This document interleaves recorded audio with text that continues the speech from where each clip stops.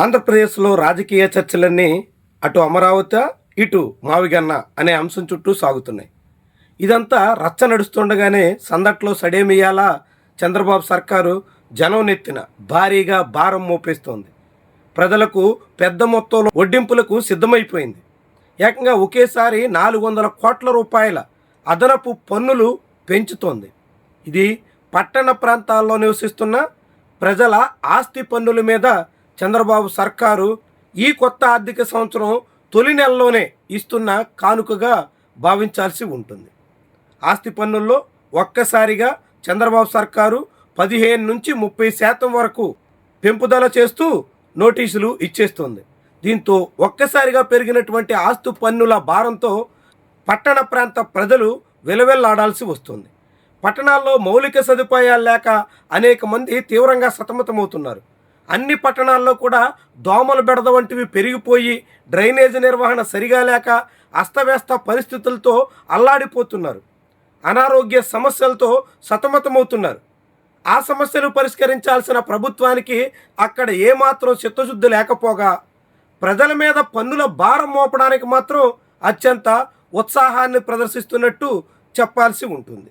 జగన్మోహన్ రెడ్డి హయాంలో ఆస్తి పన్నుల పెరుగుదల ఏకంగా పెరుగుతున్నటువంటి మార్కెట్ వాల్యూ ఆధారంగా వేసేస్తున్నారు. మేము అధికారంలోకి వస్తే ఆస్తి పన్నుల పెంపుదలే ఉండదు చంద్రబాబు పవన్ కళ్యాణ్ చెప్పిన మాటలు. పైగా తాము అధికారంలో ఉంటే ఆస్తి పన్నుల పెంపుదల చేయకపోవడమే కాకుండా జగన్మోహన్ రెడ్డి పెంచినటువంటి పన్నుల విషయంలో చాలా వరకు ఉపశమనం కల్పిస్తాం అని కూడా చెప్పారు. మరి ఆ మాటలు ఏమయ్యాయి? అప్పట్లో ఇచ్చిన హామీలు ఎందుకు గాలికి ఎగిరాయి? ఇప్పుడెందుకు నగరవాసుల మీద ఈ తీరున భారాలు మోపేస్తున్నారు అనే ప్రశ్న ఉదయించక మానదు. పట్టణ ప్రాంతాల్లో ప్రజలకి 2 సెంట్లలో ఇళ్లు నిర్మించిస్తాం అని చంద్రబాబు ప్రభుత్వం ఎన్నికల మేనిఫెస్టోలో పెట్టింది. కూటమి ప్రభుత్వం ఊరువాడ బాబు షూరిటీ భవిష్యత్తు గ్యారంటీ అంటూ చెప్పుకొచ్చింది. ప్రభుత్వం ఇళ్లు నిర్మించి ఇవ్వకపోగా ఎవరైనా దిగువ మధ్య తరగతి సాధారణ ప్రజలు అప్పో సప్పో చేసి సొంత ఇల్లు నిర్మించుకుంటే దాని మీద పన్నుల భారం మోపడానికి మాత్రం తెగించేస్తోంది. ఆస్తి పన్నుల పేరుతో అదనపు వడ్డనకు సిద్ధమైపోయింది. ఇట్లా జనాల నడ్డి విరిచే ప్రయత్నంలో చంద్రబాబు సర్కారు అత్యుత్సాహాన్ని ప్రదర్శిస్తున్నట్టుగా చెప్పాల్సి ఉంటుంది.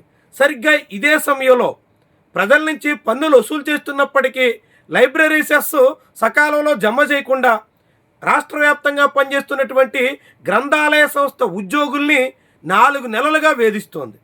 వేతనాలు ఇవ్వకుండా, పెన్షన్దారులకి పెన్షన్ లేకుండా చాలా తీవ్రంగా సతమతం చేస్తోంది. అంటే ఒకవైపు ఏమో ప్రజల నుంచి భారీగా పన్నులు వసూలు చేస్తారు, అదనపు పన్నుల వసూళ్లకు కూడా సిద్ధమవుతారు, జనాల నడ్డి విరియడానికి ఎక్కడా సంకోచించరు. రెండో వైపు ఆ పన్నుల్లోంచి లైబ్రరీ సెస్ రూపంలో జనాల నుంచి వసూలు చేస్తున్న మొత్తం నుంచి గ్రంథాలయ ఉద్యోగులకి చెల్లించాల్సిన బకాయిలు చెల్లించడానికి మాత్రం మనసు రాదు. అంటే ప్రభుత్వం ఏం చేస్తున్నట్టు, ఎలా సాగుతున్నట్టు, ఎవరి కోసం ఉన్నట్టు?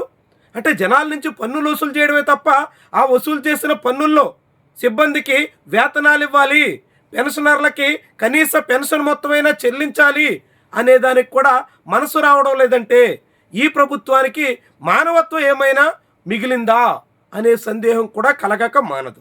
4 నెలల వేతనాలు బకాయిలు పడ్డాయి, అవి చెల్లించండి అని గ్రంథాలయ సంస్థ ఉద్యోగుల సంఘం ప్రతినిధులు నేరుగా నారా లోకేష్కి మొరపెట్టుకుంటే మేము అమరావతిలో భారీ గ్రంథాలయం నిర్మిస్తాం అంటూ ఆయన హామీ ఇస్తున్నారు.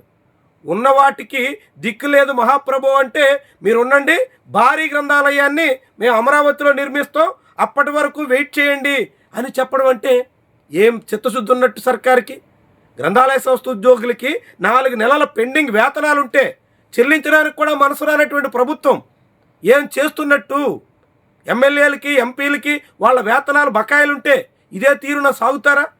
రాష్ట్ర వ్యాప్తంగా ప్రభుత్వ ఉద్యోగులకి సకాలంలో వేతనం ఇస్తాం అని చెప్పినటువంటి వాళ్ళు గ్రంథాలయ సంస్థ సిబ్బంది విషయంలో ఇంత నిర్లక్ష్యం ప్రదర్శించడం దేనికి సంకేతం? గ్రంథాలయ సంస్థ ఉద్యోగులు పెన్షనర్లు ఏం కావాలని ఈ ప్రభుత్వం కోరుకుంటున్నట్టు? ఇలాంటి అనేక ప్రశ్నలు ఉదయించక మానవు. ప్రజల మీద పన్నులు పెంచడానికి ఉన్న ఉత్సాహం ఉద్యోగులకి వేతనాలు ఇవ్వడం మీద ప్రభుత్వానికి లేదంటే ప్రజల నుంచి వసూలు చేస్తున్నటువంటి పన్నుల మొత్తం ఎటు మళ్ళిస్తున్నట్టు? ఎక్కడికి పోతున్నట్టు, ఎవరి ప్రయోజనాల కోసం వాటిని వినియోగిస్తున్నట్టు, ఇలాంటి అనేక ప్రశ్నలు ఉదయించక మానవు. పట్టణ ప్రాంతాల్లో ప్రజలకి తాగునీరు సకాలంలో అందించలేరు, డ్రైనేజ్ నిర్వహణ సక్రమంగా ఉండదు, స్థానికంగా ఇవ్వాల్సిన పౌర సదుపాయాల విషయంలో ఘోరంగా ఫెయిల్ అవుతారు. రెండో వైపు సిబ్బంది వేతనాల విషయంలో నిర్లక్ష్యాన్ని చాటుతారు.